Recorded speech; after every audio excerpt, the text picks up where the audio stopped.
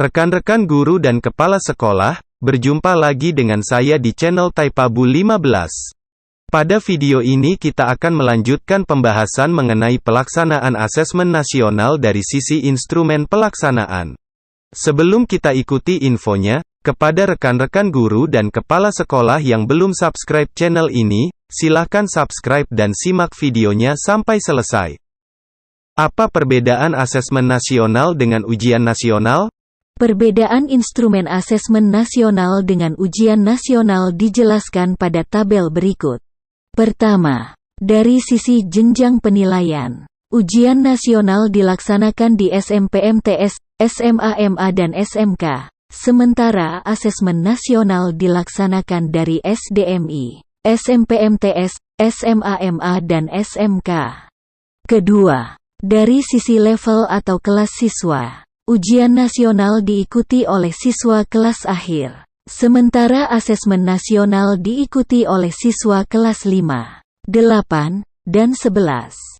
Ketiga, dari sisi subjek siswa. Ujian nasional dilakukan dengan metode sensus yakni seluruh siswa kelas akhir, sementara asesmen nasional dilakukan dengan metode sensus sekolah, dengan sampel siswa.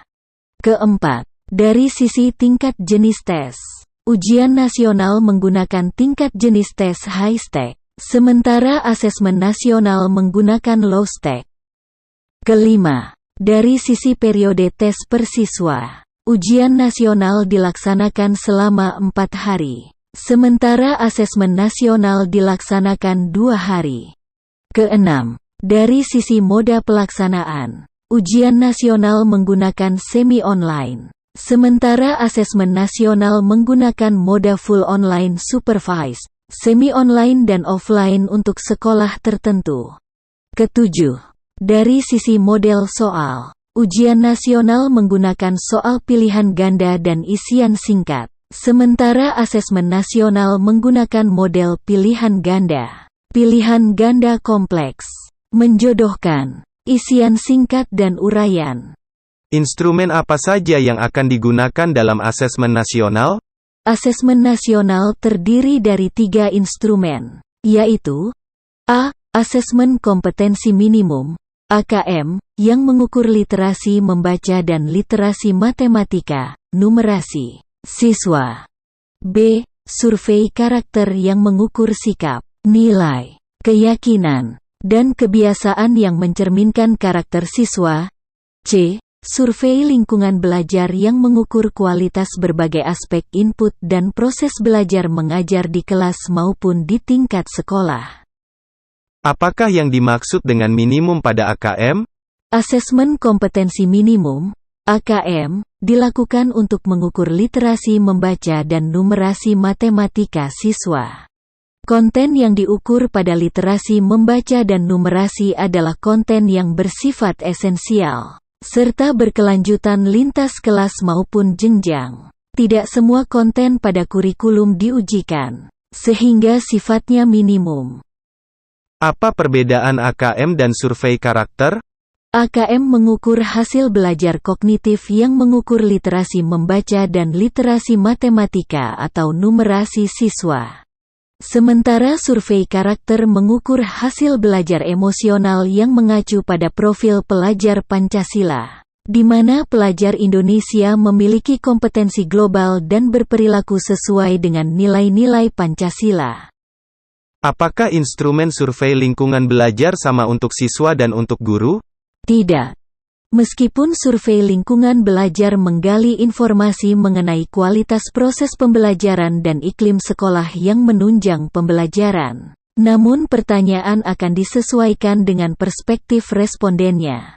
Terdapat berbagai macam literasi, misalnya membaca, sains, digital, dan keuangan. Apakah AKM meliputi semua literasi tersebut? Tidak.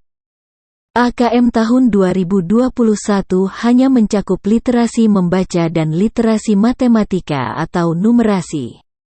Apa sajakah komponen dari literasi membaca dan numerasi yang diukur di AKM? Asesmen literasi membaca dan numerasi pada AKM dapat ditinjau dari 3 komponen atau aspek yaitu konten, proses kognitif, serta konteks. Bagan berikut menjelaskan rincian komponen AKM literasi membaca serta numerasi. Bagaimana bentuk soal asesmen nasional? Bentuk soal asesmen nasional terdiri dari pilihan ganda kompleks, menjodohkan, isian singkat dan uraian. Dalam pilihan ganda, siswa hanya dapat memilih satu jawaban benar dalam satu soal. Dalam pilihan ganda kompleks, siswa dapat memilih lebih dari satu jawaban benar dalam satu soal. Dalam menjodohkan, siswa menjawab dengan cara menarik garis dari satu titik ke titik lainnya yang merupakan pasangan pertanyaan dengan jawabannya. Dalam isian singkat, siswa dapat menjawab berupa bilangan, kata untuk menyebutkan nama benda, tempat, atau jawaban pasti lainnya. Dalam uraian, siswa menjawab soal berupa kalimat-kalimat untuk menjelaskan jawabannya. Berapa banyak soal yang akan dikerjakan siswa saat AKM? Siswa kelas 5 akan mengerjakan 30 soal untuk masing-masing literasi membaca dan numerasi. Sedangkan siswa kelas 8 dan 11 akan mengerjakan 36 soal. Apakah siswa memperoleh soal setara dengan siswa lainnya? AKM dilaksanakan secara adaptif, sehingga setiap siswa akan menempuh soal yang sesuai dengan kemampuan siswa itu sendiri. Apakah soal AKM untuk peminatan IPA, IPS, bahasa, dan agama berbeda? Apakah seperti soal ujian nasional pembagian porsinya? Tidak. AKM mengukur kompetensi mendasar yang perlu dipelajari semua siswa tanpa membedakan peminatannya. Oleh karena itu seluruh siswa akan mendapat soal yang mengukur kompetensi yang sama. Keunikan konteks beragam materi kurikulum lintas mata pelajaran dan peminatan tercermin dalam ragam stimulus soal-soal AKM. Apakah ada contoh-contoh soal latihan AKM yang disediakan secara khusus?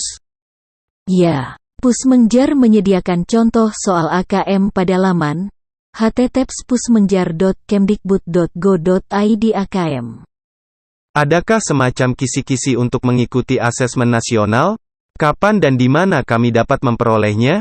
Tidak ada kisi-kisi. AKM disusun berdasarkan indikator-indikator kompetensi yang membentuk lintasan kompetensi hasil belajar yang bersifat kontinum. Pusmenjar menyediakan contoh soal AKM untuk setiap indikator kompetensi pada laman https://pusmenjar.kemdikbud.go.id AKM.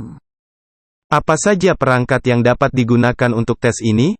Perangkat tes ini menggunakan: pertama, komputer klien memori 2 GB, resolusi 1360x768, dan Windows 7 ke atas. BW 20 Mbps untuk 50 peserta. Kedua, tersedia jaringan internet dalam bentuk offline atau online. Ketiga, operator teknis. Apakah pemerintah sudah menyediakan sarana dan prasarana untuk mendukung terselenggaranya AKM? Sarana prasarana dapat disiapkan oleh sekolah, salah satunya melalui bantuan pemerintah. Cara lainnya adalah menumpang di sekolah terdekat atau meminjam komputer dari orang tua siswa, instansi lain, atau pihak lainnya. Demikian informasi pelaksanaan asesmen nasional dari sisi instrumen pelaksanaan. Terima kasih atas kunjungan Anda. Jika berkenan jangan lupa like, komentar dan subscribe channel ini, agar rekan-rekan guru dan kepala sekolah selalu mendapatkan notifikasi pembaruan informasi tentang asesmen nasional.